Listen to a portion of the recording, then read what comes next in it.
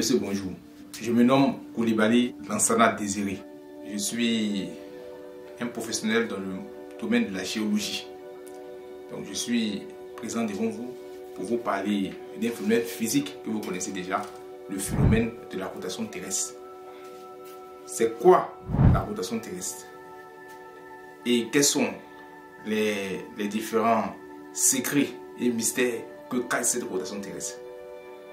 Dans un premier temps, je vais d'abord vous donner la définition de la rotation terrestre. La rotation terrestre, c'est lorsque la Terre tourne sur elle-même pendant 24 heures face au Soleil, ce qui a pour conséquence l'alternance des jours et des nuits. Les parties éclairées dans le jour et les parties non éclairées constituent effectivement la nuit. Alors, si nous devons agir sur la durée de cette rotation terrestre, nous devons modifier la durée de cette rotation terrestre. Qu'est-ce qu'elle aura effectivement comme conséquence sur les événements et sur l'écoulement du temps? Donc je vous invite à bien suivre effectivement cette vidéo qui va vous donner des révélations sur ce phénomène physique que beaucoup connaissent. Pour certains, ils ont appris ce phénomène à l'école. Pour d'autres, c'est à travers la télévision, soit à travers des documentaires, etc. etc. Pour d'autres, c'est par Internet. Donc, je vous demande de vous accrocher pour que nous puissions rentrer enfin dans ce monde de l'astrophysique, plus précisément au niveau de la rotation terrestre. Ok. Lorsque nous modifions la durée de la rotation terrestre, passant d'une rotation terrestre qui est normale de 24 heures à une rotation terrestre qui est accélérée, passant d'une rotation terrestre de 24 heures à une rotation terrestre de 12 heures, à une rotation terrestre de 6 heures, à une rotation terrestre de 3 heures, à une rotation terrestre de 1 heure, etc. etc. Passer à une rotation terrestre, effectivement, qui est lente. C'est-à-dire, on passe d'une rotation terrestre de 24 heures à une rotation terrestre de 48 heures, à une rotation terrestre de 72 heures, à une rotation terrestre de 96 heures, etc.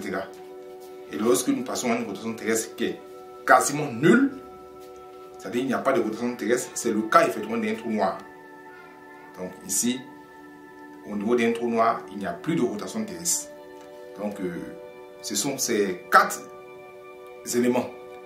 Une rotation terrestre normale, une rotation terrestre de 24 heures, une rotation terrestre accélérée, c'est-à-dire on passe d'une rotation terrestre de 24 heures à une rotation terrestre de 12 heures, à une rotation terrestre de 6 heures, à une rotation terrestre de 3 heures, à une rotation terrestre d'1 heure, etc., etc. On passe également à une rotation terrestre qui est lente, on passe d'une rotation terrestre de 24 heures à 48 heures, à une rotation terrestre de 72 heures, etc., etc. Et on passe à la dernière étape, on passe à une rotation terrestre qui est nulle. C'est-à-dire qu'il n'existe pas. Ça, c'est le cas, effectivement, d'un trou noir. Alors, nous allons revenir sur les rotations terrestres de 24 heures. Pour ce qui concerne les rotations terrestres de 24 heures, c'est une rotation terrestre qui est normale. Lorsque nous avons une rotation terrestre qui est normale, cela induit comme conséquence un déroulement normal des événements. Les événements se déroulent normalement et le temps s'écoule normalement. Pour une rotation terrestre qui est accélérée, c'est-à-dire on est passé d'une rotation terrestre de 24 heures à une rotation terrestre de 12 heures, à une rotation terrestre de 6 heures, à une rotation terrestre de 3 heures, à une rotation terrestre de 1 heure. Pour une rotation terrestre qui est accélérée,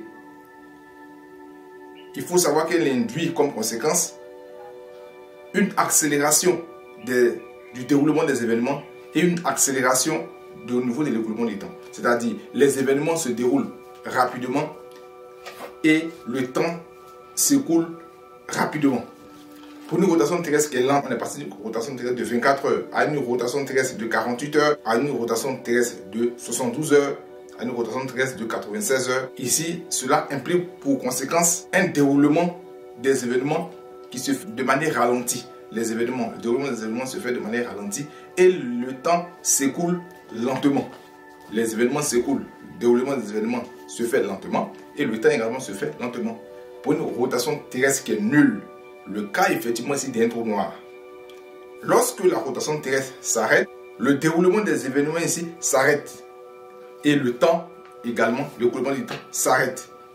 Donc le cas d'un trou noir, lorsque la rotation terrestre s'arrête, le déroulement des événements sur Terre s'arrête et l'écoulement du temps également s'arrête. Le temps n'existe plus. Alors, ce sont ces 4 différentes situations dans lesquelles on pourrait éventuellement étudier effectivement la rotation terrestre.